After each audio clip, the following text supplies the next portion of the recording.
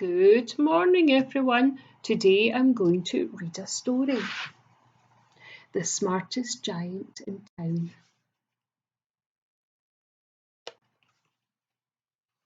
George was a giant, the scruffiest giant in town. He always wore the same pair of old brown sandals and some old patched up gown. I wish I wasn't the scruffiest giant in town, he said sadly. But one day George noticed a new shop. It was full of smart clothes, so he bought a smart shirt, a smart pair of trousers, a smart belt, a smart stripy tie, some smart socks with diamonds up the sides, and a pair of smart shiny shoes. Now I'm the smartest giant in town, he said proudly. George left his old clothes behind in the shop. He was about to go home when he heard a sound. On the pavement stood a giraffe, who was sniffling sadly. "What's the matter?" asked George. "It's my neck," said the giraffe.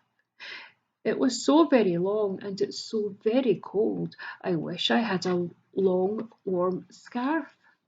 "Cheer up," said George, and he took off his stripy tie.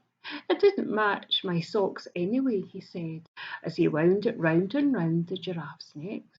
"It made a wonderful scarf." "Thank you," said the giraffe.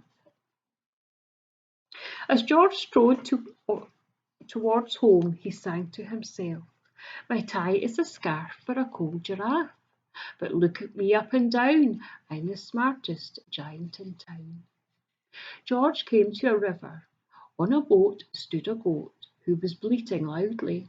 "What's the matter?" asked George. "It's my sail," said the goat. "It blew away in a storm. I wish I had a strong new sail for my boat."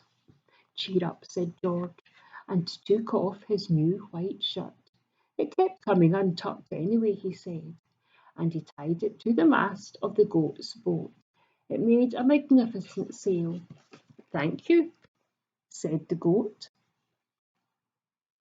George strode on, singing to himself, "My tie is a scarf for a cold giraffe. My shirt's on a boat as a sail for a goat. But look me up and down, I'm the smartest giant in town." George came to a tiny ruined house. Beside the house stood a white mouse with lots of baby mice. They were all squeaking. "What's the matter?" asked George. "It's our house," squeaked the mother mouse. "It's burned down, and now we have nowhere to live. I wish I had a nice new house." "Cheer up," said George, and he took off one of his shiny shoes. "It was giving me blisters anyway," he said, as the mouse and her babies scrambled inside. The shoe made a perfect home for them. "Thank you," they squeaked.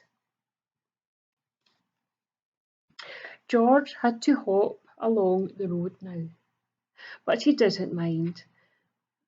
As he hopped, he sang to himself, "My tie is a scarf for a cold giraffe.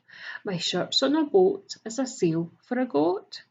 My shoe is a house for a little white mouse. But look me up and down, I'm the smartest giant in town."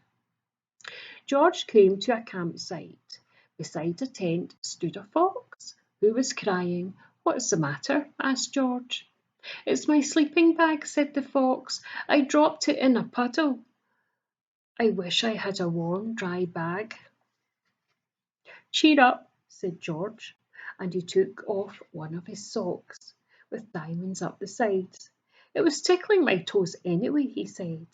As the fox snuggled into it, it made a very fine sleeping bag. "Thank you," said the fox.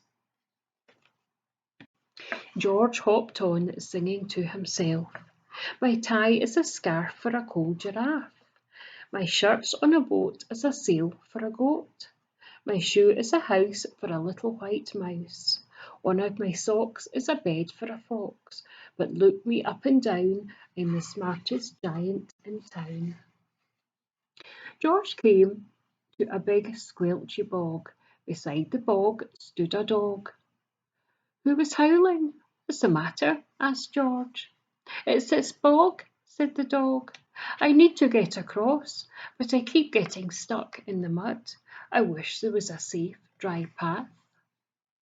Cheer up, said George, and he took off his smart new belt. It was squashing my tummy anyway, he said, and he laid it over the bog. It made an excellent path. Thank you, said the dog. The wind started to blow, but George didn't mind. He hopped on, singing to himself. My tie is a scarf for a cold giraffe. My shirt's on a boat as a sail for a goat. My shoe is a house for a little white mouse. One of my socks is a bed for a fox. My belt helped a dog who was crossing a bog. But my trousers are falling down. I'm the coldest giant in town. Suddenly George felt very sad and shivery and not at all smart. He stood with one foot and thought, I'll have to go back to the shop and buy some more clothes, he decided. He turned round and hopped all the way back to the shop. But when he got there, it was closed. Oh no, cried George as he sat down on the doorstep, and a tear ran down his face. He felt very sad, as all the animals he had met on his way. Then, out of the corner of his eye, he saw a bag of something familiar poking out of the top. George took a closer look. My gown, he yelled, my dear old gown and sandals. George put them on and felt wonderfully comfortable. I'm the cosiest giant in town, he cried, and he danced back home along the road.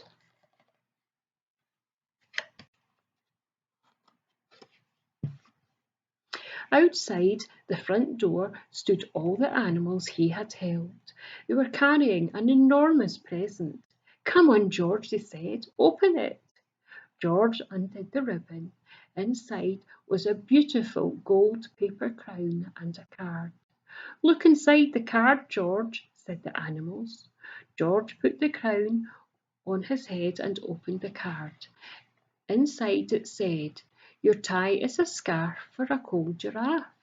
Your shirt's on a boat as a sail for a goat. Your house is a shoe for a little white mouse. One of your socks is a bed for a fox. Your belt helped a dog who was crossing the bog. So here is a very fine crown to go with your sandals and gown, one of the kindest giants in town. Thank you.